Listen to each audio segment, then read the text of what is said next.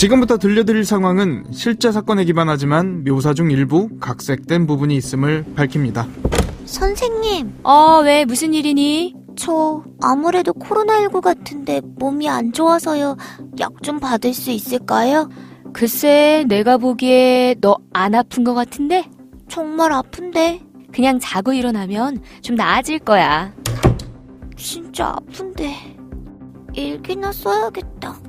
오늘 몸이 많이 아파서 선생님한테 약을 좀 달라고 했는데 선생님이 무시했다. 진짜 아픈데 그냥 자라고 한다. 엄마가 보고 싶다. 선생님은 정말 나쁜 사람인 것 같다. 일기 쓰니? 그게... 너 이거 뭐야? 내 욕 쓴 거야? 너 아주 웃기는 애구나. 일기장에 자신에 대한 불만을 적었다는 이유로 아이를 폭행한 이 사람은 아이가 다니는 학원의 선생님이었습니다. 그리고 이 선생님이 일하고 있는 학원은 학원이기도 했지만 교회이기도 했죠. 언뜻 이해하기 어려운 상황이긴 합니다만 이상한 건 이뿐만이 아니었습니다. 엄마, 딸. 나 원장쌤한테 혼났어. 왜? 무슨 일 있었어? 내가 거짓말을 했대. 무슨 거짓말? 모르겠어. 근데 나 진짜 거짓말 안 했어. 원장 선생님도 무슨 오해가 있으셨겠지. 다시 한번 말 잘해봐. 아니야. 몇 번이고 이야기했는데도 소용없었다고. 잠깐 기다려봐. 뭔가 오해가 있었을 거야.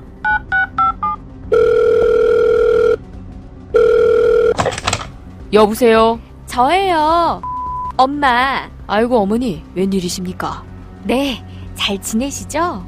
다른 게 아니라 우리 딸한테 무슨 오해가 있으신 것 같아서요. 오해요? 네, 저희 애가 거짓말할 애는 아니거든요. 이번에 원장님이 뭔가 잘못 아신 것 같아요. 무슨 말씀하시는 겁니까? 그럼 제가 거짓말을 했다는 겁니까? 그리고 설령 제가 틀렸더라도 어머니께서 그렇게 말씀하시면 안 되는 거 아닙니까? 학원이자 교회였던 이곳에서 벌어진 황당한 사건들, 해당 목사와 학원 운영자, 그리고 그곳에서 일하는 선생님까지 현재 아동학대 혐의로 검찰에 넘겨진 상태인데요. 도대체 그곳에선 무슨 일이 있었던 걸까요? 이원하 변호사의 사건 엑스파일. 안녕하세요. 저는 변호사 이원하입니다. 안녕하세요. 이원하 변호사의 사건 엑스파일 이원하입니다. 오늘도 로엘 법무법인 이상민 변호사와 함께합니다. 변호사님 어서 오세요. 안녕하세요. 로엘 법무법인의 이상민 변호사입니다. 반갑습니다. 오늘 다뤄볼 사건 파일 바로 열어보겠습니다.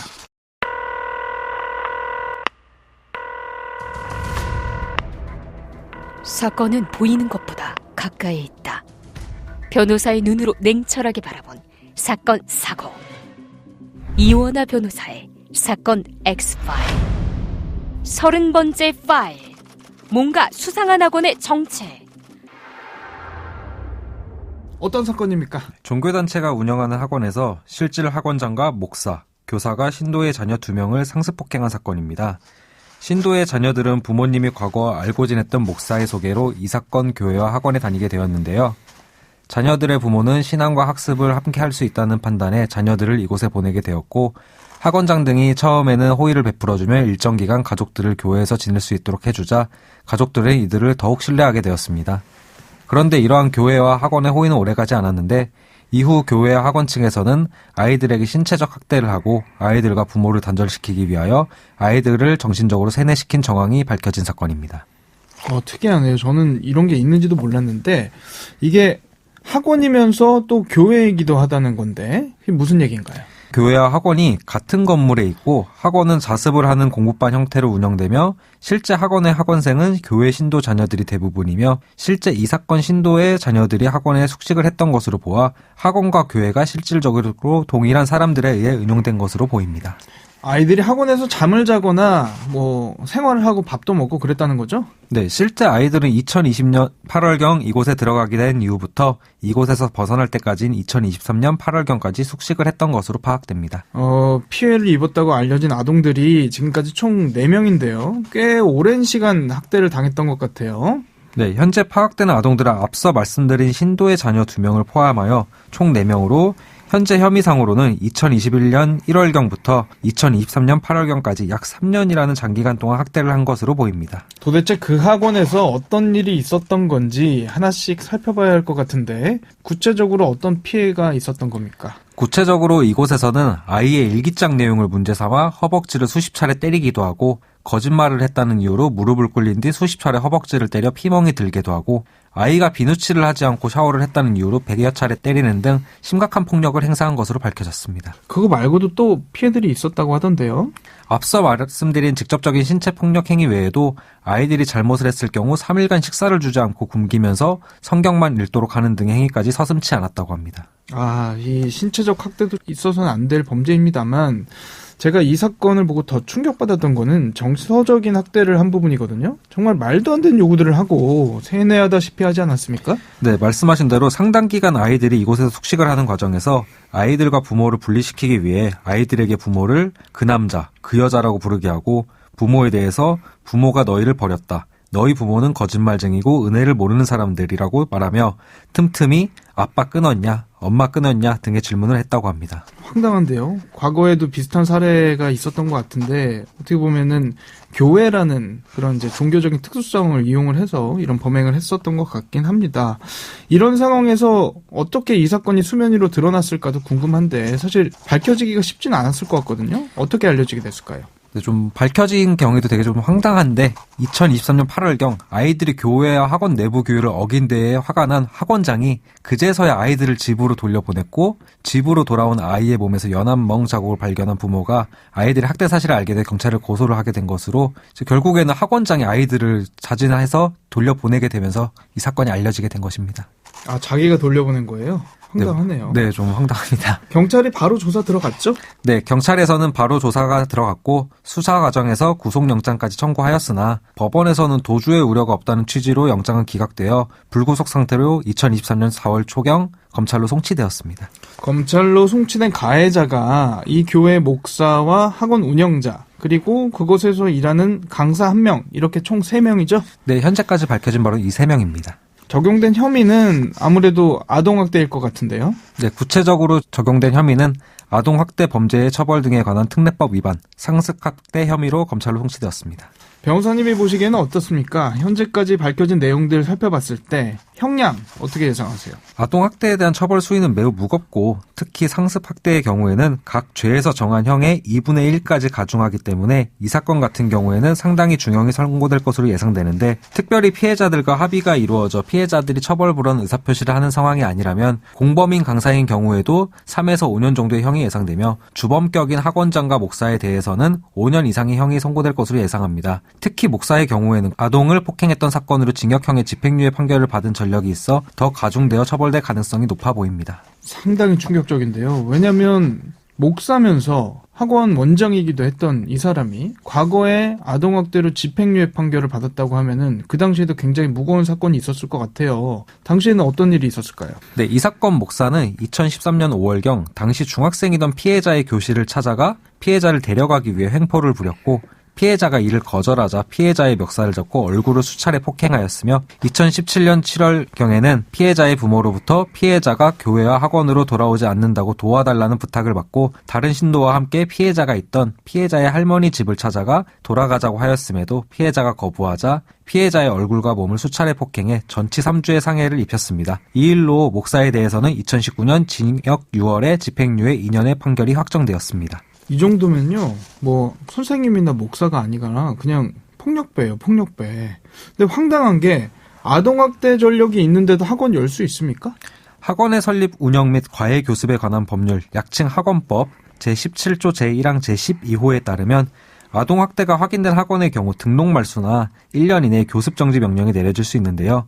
이를 근거로 당시 피해 학생 측은 교육청에 학원을 폐쇄해달라는 징정서를 제출하기도 했고요. 그러나 실제 이 학원은 아무런 제재를 받지 않았는데 당시 학원에서 진정서가 제출하기 전에 목사를 해임하였고 학원 상호와 학원장을 변경하면서 행정상으로 새로운 신규 학원으로 등록되었기 때문입니다. 그러나 실제 변경된 학원장은 전임 학원장의 아들로 실질적인 원장은 전임 학원장임을 알 수 있는데요. 결국 현행 법 체계에서 상호가 바뀌고 형식적으로 나와 학원장이 바뀐 새로운 학원에 대해 전임자에 대한 처벌을 내릴 수 있는 규정이 없다는 점을 악용한 것으로 볼 수 있습니다. 바지 사장을 내세웠다 이렇게 볼 수 있겠네요. 저도 아이를 키우는 입장에서 정말 황당한 것이 법이 이렇게 허술하고 관리 감독도 제대로 안 되면 부모들이 아이를 믿고 맡기기가 어렵지 않겠습니까? 이런 문제들을 미리 알 수 있는 방법이 없는 거잖아요. 사실 이러한 부분이 제일 답답한 부분이고 그러다 보니 요새는 부모님들이 아이를 제대로 맡길 수 있는지 확인하기 위하여 아이를 통하여 녹음을 하기도 하는데 이와 관련해서도 이슈가 많이 일어나는 것 같습니다. 녹음 관련해서는 최근에 주호민 사건도 있었고 여러 가지 사건들이 있었죠. 네, 맞습니다. 해당 목사에 대한 의혹이 근데 이것뿐만이 아니라는 것 같아요. 네, 그 외에도 해당 목사는 2017년 11월 7억 8천만 원을 주고 단독주택을 매입하였고 2021년 5월에도 8,800만 원을 내고 강원도에 있는 부동산을 매입하였는데 이 사건 교회의 신도가 50여 명임을 감안하였을 때 도저히 헌금으로만 위와 같은 부동산을 매입할 수 없는 상황인데다 이 교회와 관련이 있는 신도들이 아이들을 볼모로 금전을 요구했다고 한 진술들이 있어 부동산들 구매 자금이 문제가 있는 자금이 아니냐는 의혹이 있습니다. 그러면 공갈일 수도 있는 거고요. 네, 공갈이 될 수도 있고 교회 대금을 횡령한 것으로 볼 수도 있을 것 같습니다. 네, 또 뭐가 있을까요? 네, 또 목사가 되기 위해서는 학부를 졸업한 뒤 교육부나 각 교단에서 인가한 학교에서 3년간 목회학 석사 과정을 공부해야 하고 이후 각 교단에서 주관하는 전도사와 강도사 고시를 합격한 뒤 목사 고시 합격과 안수 과정을 거치며 이 기간은 통상 6에서 7년이 소요됩니다.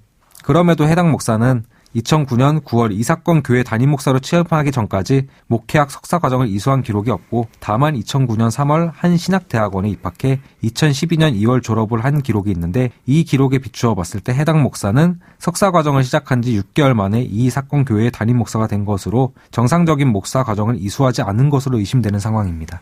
어떻게 목사가 된 건지 그것도 사실 굉장히 의문인데 아동학대 혐의 말고 방금 언급해 주신 다른 부분에 대한 혐의가 추가적으로 드러나면 또 이 부분은 기소가 되겠죠? 네, 다른 혐의가 추가적으로 드러나게 되면 기소가 될 것으로 보이고 현재로서 부동산 구매 대금과 관련한 교회 자금에 대한 횡령, 일부 신도들의 진술에 의할 때 헌금 등을 수령한 행위와 관련하여 협박 내지는 공갈, 정식 목사를 사칭하여 금원을 지급받은 것이 있다면 사기죄 등이 문제될 수 있을 것으로 예상하고 있습니다. 앞서도 이야기했지만 저도 아이가 있는 학부모 입장이다 보니까요. 아동학대 케이스들을 보면 더더욱 분노하게 되는 것 같은데 아동학대가 의심되는 상황을 목격했을 때 반드시 신고해야겠죠? 네, 특히 아동학대 처벌법 제10조 제1항에서는 누구든지 아동학대 범죄를 알게 된 경우나 그 의심이 있는 경우에는 신고할 수 있다고 규정하고 있으니 아동학대 범죄라는 사실을 알게 된 경우뿐만 아니라 의심이 되는 경우라면 반드시 신고를 해주시면 되겠습니다. 사건 엑스파일 오늘은 아이들에게 따뜻한 보금자리가 되어줘야 했던 학원에서 벌어진 처참하고 안타까운 아동학대 사건 짚어봤습니다. 청취자분들께서도요.